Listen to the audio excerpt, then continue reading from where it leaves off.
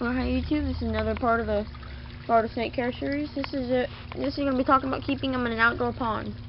Can't really get too good at pictures of this one right now. There's the sun. It's a pretty beautiful pond. And I know you're probably just looking at that thinking, imagine a little garter snake slithering up into that parrot's feather right there, and how cool that would look. You always see them in the wild, in ponds and pools and streams and lakes and stuff. And you instantly think, yeah, they're like a water snake, kinda. And they kind of are. They live in the water for the food they hunt, not just because they like swimming. They swim. It's good for hot days. So if you have a nice shady pond, I can't because I have neighbors with pools that don't really necessarily love snakes, I don't think. And these people others that I don't really know.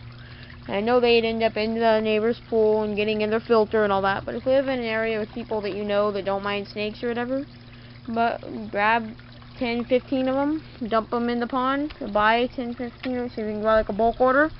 Say about 5 or 6 should stay, and that'd be a really cool accent to the pond. So that's the pro of it, but the con is you have to live in an area either that you know the neighbors and everybody just loves snakes, which is very rare, and have to also live in an area or you can live in an area that's away from snakes or away from people and stuff, like out in the country. But a really good thing about it is if you're like me, you use mosquito fish in your pond. A lot of people use them to keep mosquitoes down, but I don't, because we have a lot of aeration, a lot of circulation in the water. Mosquitoes don't like that, and it's full of sunfish and shibunkins and goldfish and all that good stuff in there. So they'd be really good to keep the mosquito fish population under control.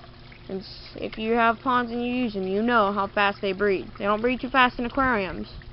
You put them in a pond, you put 10, 2 weeks later you have like 30. Yeah, that's how fast they breed. I can get a close up on one of these guys. There's one.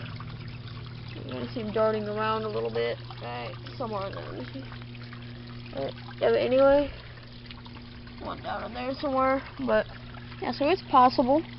Be a really good way to have the snakes enjoy your climate. You can keep them, even if you have like neighbors full of the people like this, those are the people that are going to be getting snakes occasionally. If you talk to them, they're okay with it. They don't mind snakes, or you know them, they could just call you over to get them out of your yard and throw them back in your pond. What happened to my camera? Sorry, my camera's now out of focus. I don't really know how to do this. You need to have a lot of cover to have a chance of them staying. What's up with my camera? It'll focus on things closer. So I was trying to focus on that plant. Yeah. And so if you have a lot of cover, like parrot's feather's good. If you have a kind of plant, pennywort, that's really good cover. If you look it up, you'll know what I mean. Cattails, things like that. All that stuff's really good. Or just have like a lot of bordering plants around the pond. You should have a good chance in keeping them. Or if you have like a rodent problem, garter snakes and gopher snakes and stuff, the best thing to put. Yeah, so yeah, it's pretty neat. And one thing I forgot to go over with in my last videos, in my last feeding videos, is with giant garter snakes, the California giants. I might have to bring this into the next video.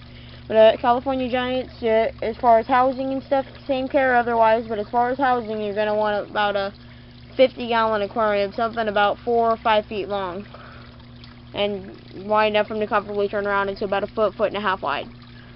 Alright, I'm just gonna go around the pond until it goes.